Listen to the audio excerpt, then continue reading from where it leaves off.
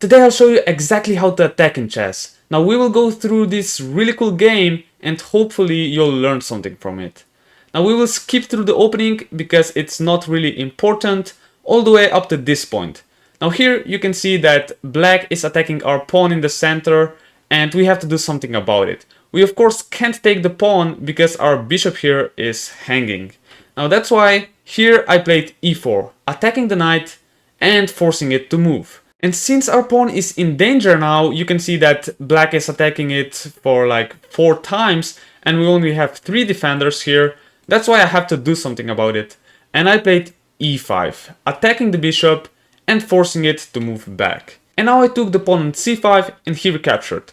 I played knight to d2, developing the knight, just wanting to go here to e4 with a tempo on the bishop. He played knight to d5 and I played knight to e4, like I said, attacking the bishop. The bishop went to e7 and now I want to tell you something about this pawn here on e5. Now the strength of this pawn on e5 is that the knight is usually a good protector of the king and it stands here on this f6 square. Now because we have our pawn on e5, this is not possible in this case. But the drawback of this pawn being here is of course that, as you can see, black can have a knight on d5 without any pawn attacking it. So this knight has a pretty nice outpost here on d5. But for attacking purposes, this pawn on e5 is of course great. Now here I played queen to e2, just trying to put maybe some rooks here on open files, on the same files as the queen, which would be pretty dangerous for him. Now here he played b6, trying to develop his light squared bishop, and I played rook to d1, like I said before, on the same file as the queen. He played bishop to b7, and I played h4. Now, one of my ideas is going to be now to attack on the king side, like I said, because this knight is not protecting the king here on f6, and because I have a lot of pieces on this side of the board. You know, maybe some knight to g5 will come in the future, and his king is going to be in danger after my queen also comes into the attack.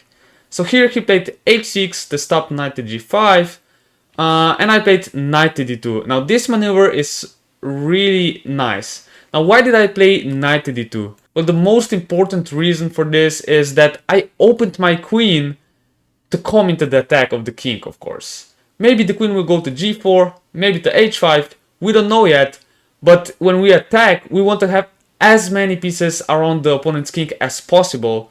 And the queen is of course a really strong piece that we want to have around when trying to deliver a checkmate. Now after queen to c7, I played knight to c4. And here you see another reason for me playing this, because he attacked our pawn for the second time now, and with knight to c4 we just defend it. And we also have options of jumping here to this nice outpost on d6, because both of our knights are looking there. Here black played bishop to a6, trying to, you know, pin this knight to our queen. This of course makes knight to d6 impossible because our queen just hangs.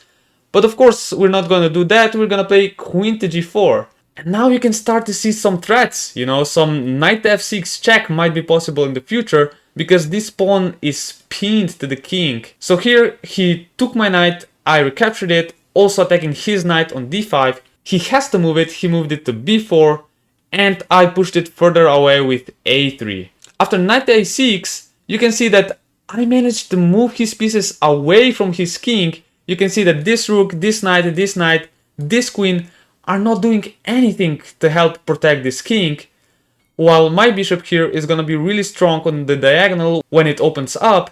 I have my knight here, my queen here, so that's why it was time for me to go all in to the attack and just throw my pieces into the opponent, and I played knight f6 check. Now of course he can't take this with the pawn, that's why he took it with the bishop, and I recaptured it with a pawn. I'm basically threatening checkmate in 1, so he has to do something about it. He played g6 of course, and it seems like he kind of blocked my bishop here and also my queen from the attack. Very important thing when attacking your opponent is you want to open him up, of course. You want to make that king really weak. That's why we play h5. Just threatening to take this pawn and open the king up and give him a checkmate. So of course black wants to keep things closed and he played g5.